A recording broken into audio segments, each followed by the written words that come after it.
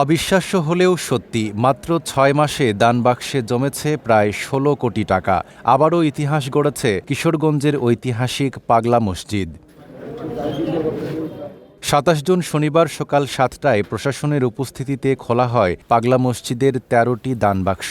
বাক্সগুলো খুলতেই বেরিয়ে আসে রেকর্ড ৪৩ বস্তা টাকা। এরপর সকাল ৯টা থেকে শুরু হয় দীর্ঘ গণনার কাজ, যা চলে রাত পৌনে ৯টা পর্যন্ত।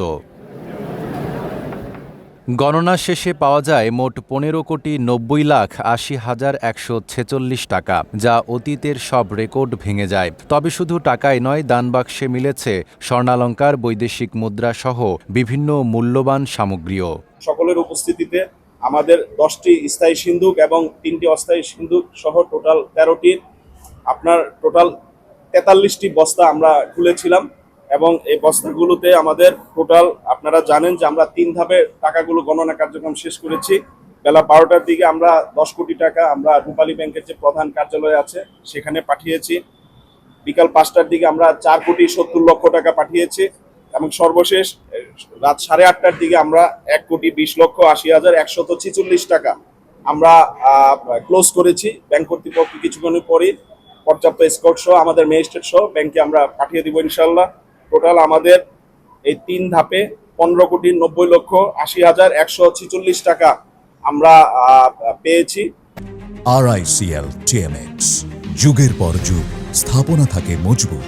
পুরো কার্যক্রমে উপস্থিত ছিলেন জেলা প্রশাসক ও পাগলা মসজিদ পরিচালনা কমিটির সভাপতি সোহানা নাসরিন সহ প্রশাসনের ঊর্ধ্বতন কর্মকর্তারা। রূপালী ব্যাংকের কর্মকর্তা, জেলা প্রশাসনের কর্মচারী, মাদ্রাসার শিক্ষার্থী সহ মোট ৫৯০ জন অংশ নেন টাকা গণনার কাজে। সর্বশেষ ২৭ ডিসেম্বর ২০২৫ তারিখ দানবাক্স খোলা হয় এবং আজ থেকে ঠিক ৬ মাস পূর্বে খোলা হয়েছিল। সে সময়ে প্রাপ্ত টাকার পরিমাণ ছিল ১১,৭৮,৪৮,৫৩৮ টাকা, যা গণনা শেষে রূপালী ব্যাংকের পাগলা মসজিদের অ্যাকাউন্টে জমা করা হয়। এছাড়াও সে সময়ে প্রাপ্ত স্বর্ণ, রূপা এবং বৈদেশিক মুদ্রা সিলগালাখিত অবস্থায় জেলা ট্রেজারিতে জমা রাখা আছে। বর্তমানে পাগলা মসজিদের তহবিলে সর্বমোট ১১,১৪,৭,৩৫২ টাকা জমা আছে। এছাড়াও আপনারা জানেন যে পাগলা মসজিদের একটি ওয়েবসাইট ডেভেলপ করা হয়েছে, যার মাধ্যমে যে কোনো জায়গা থেকে টাকা অনলাইনে মোবাইল ব্যাংকিংয়ের মাধ্যমে দান করতে পারে।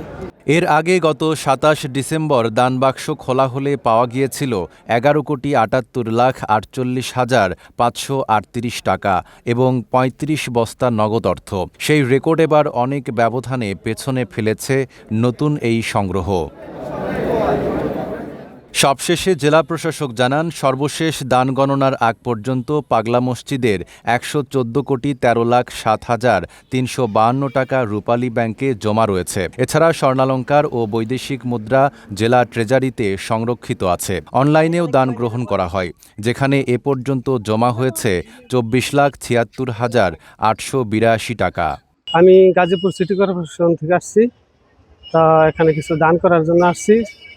শুনছি যে এখানে দান করলে মনের আশা পূরণ হয়, সেই জন্য আসা আর কি। নিজের ওয়াইফকে নিয়ে আসছি। আমার ছেলেরা লেখাপড়া একটু অমনোযোগী, তাই তাদেরকে নিয়ে আসছি যাতে মানত করে তার মেধাবী শক্তি একটু বাড়ে। এখানে পাগলা মসজিদে কোটি কোটি টাকা ওঠে, সেই হিসাবে প্রশাসনকে আমি দাবি রাখবো যাতে যারা এখানে জনগণের জন্য সুবিধা মতো যারা জনগণ আসে, সুন্দরভাবে থাকতে পারে, বসতে পারে, এরকম একটা পরিবেশ করলে জনগণের জন্য উপকৃত হয়। Desk report, Dhaka post.